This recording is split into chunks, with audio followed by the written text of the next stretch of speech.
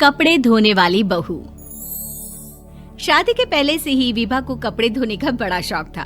कभी नल के नीचे तो कभी तालाब के पास। अरे मेरी नीली वाली लुंगी नहीं दिख रही है।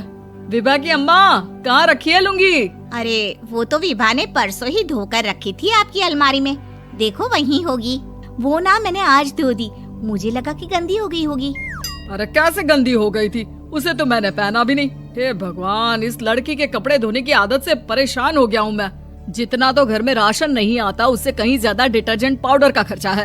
इसकी शादी करवा दो, शादी जाए अपने घर में ही करे काम, फिर चाहे घर के कपड़े धोने हो या पूरे गांव के।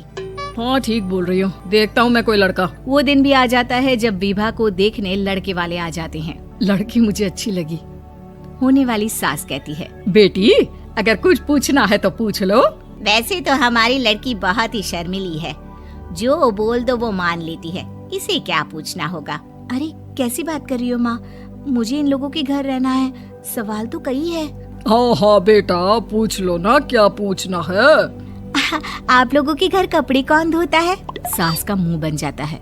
देखो, अगर तुम ये कहना चाहती हो कि तुम्हें कपड़े धोने नहीं आते तो सुन लो, कपड़े मैं ही धोती हूँ, लेकिन तुम्हारे आ जाने के बाद मैं रुमाल तक नहीं धोऊंगी। अरे चुप रहना भाग्यवान, बहू बेचारी घर आई नहीं, उसे डराना शुरू कर दिया। वो क्या है ना बिटिया, अभी तक तो ये कल्लू की माँ ही धोती थी, लेकिन अब तुम्हारे पापा तो दहेज में वॉशिंग मशीन देंगे ही।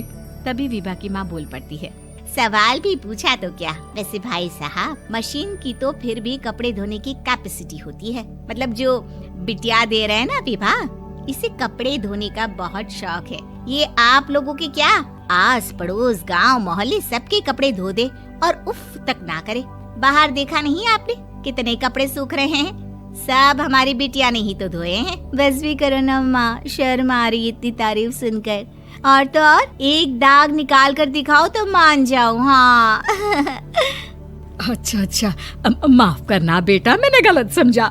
हमें तो रिश्ता बहुत पसंद है। और ऐसे जुड़ जाता है रिश्ता कपड़े धोने का शौक रखने वाली विभा का। उसकी शादी हो जाती है कोयला फैक्ट्री में काम करने वाले कल्लू के साथ। शादी के बाद अचानक विभा चिल्लाती हुई सास के पास आती है। सासू माँ, अरे सासू माँ कहाँ है आप?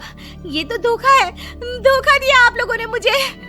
इसे ससुर के चक्कर के बारे में पता चल गया। अरे तो उसमें तुझे क्यों धोखा मिला है? अरे नल में पानी नहीं आता, कपड़े कैसे कब धुलेंगे? अच्छा, तू पानी नहीं आ रहा उसकी बात कर रही है। तो आपने क्या सोचा? कुछ नहीं। अच्छा, तेरी माँ ने कहा था कि कपड़े धोने का शौक है तुझे, याद आया मुझे। शौक बोलकर कपड़े धोने वाले मेरे जुनून को कम ना आके सासू माँ, कपड़ा धोना मेरा गुरूर है। तभी पति भी वहाँ आ जाता है।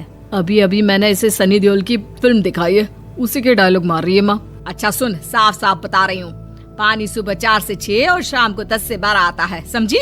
विभा टाइमिंग सुनकर हैरान हो जाती है। ये क्या भूतों का मोहल्ला है? सुबह 4 बजे उठकर कौन कपड़े धोता है? 4 बजे टंकी में पानी जाता है, फिर सारा दिन धोना ना, किसने मना किया?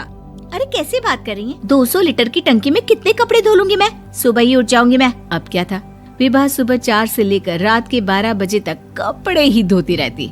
एक रोज सास पड़ोस से निकलकर कहीं जा रही होती है कि साथ वाली कहती है, हाँ कल्लू की माँ, जरा ये बताओ कि 2 साड़ी है, 2 ब्लाउज और एक पेटीकोट और एक नाड़े वाला लंबा कच्छा। हाँ तो?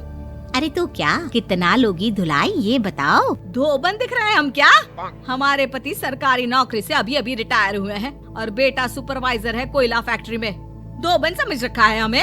हाय रे कल्लू की अम्मा, माफ कर दो, वो तो मोहल्ले में यही सब बता रहे थे कि तुमने बहू को कपड़ा धुलवाने के काम में लगा दिया है। सास को पड़ोसन की बात सुनकर गुस्सा आ जाता है। वो घर पहुंचती है जहां घर के बाहर ही इतने सारे कपड़े सूख रहे होते हैं जितने कि किसी धोबन के घर पर। अरे ओ कल्लू की दुल्हन, बाहर निकल। माँ जी यहीं आ जाओ, बाथरूम में चादर धो रहे हैं हम।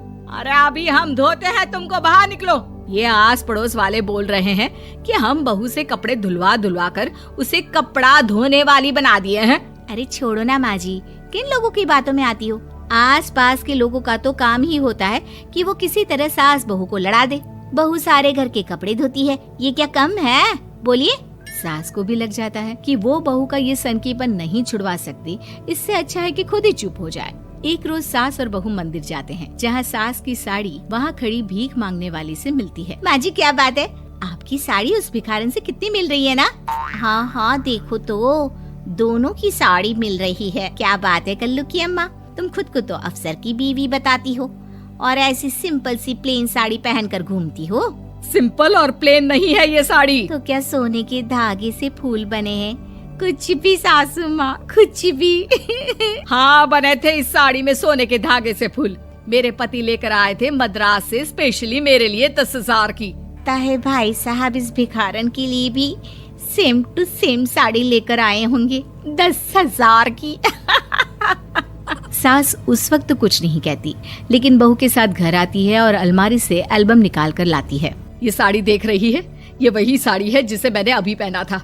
इस साड़ी में ये जो चमकदार फूल दिख रहे हैं ना, ये सोने के धागों से काटे गए हैं। लेकिन तू लोकल वॉशिंग मशीन ब्रश से घिस घिस कर सारे फूलों को निकाल कर साड़ी प्लेन कर दी। मुझे माफ कर दीजिए सासू माँ। और तो और, जब मैंने तुझे तेरी गलती के लिए कुछ नहीं कहा, लेकिन तूने तो सबके सामने मेरा मजाक ही बना दिया। क्यों? बहू को समझ में आ जाता है कि अब से उसका कपड़े धोना बंद।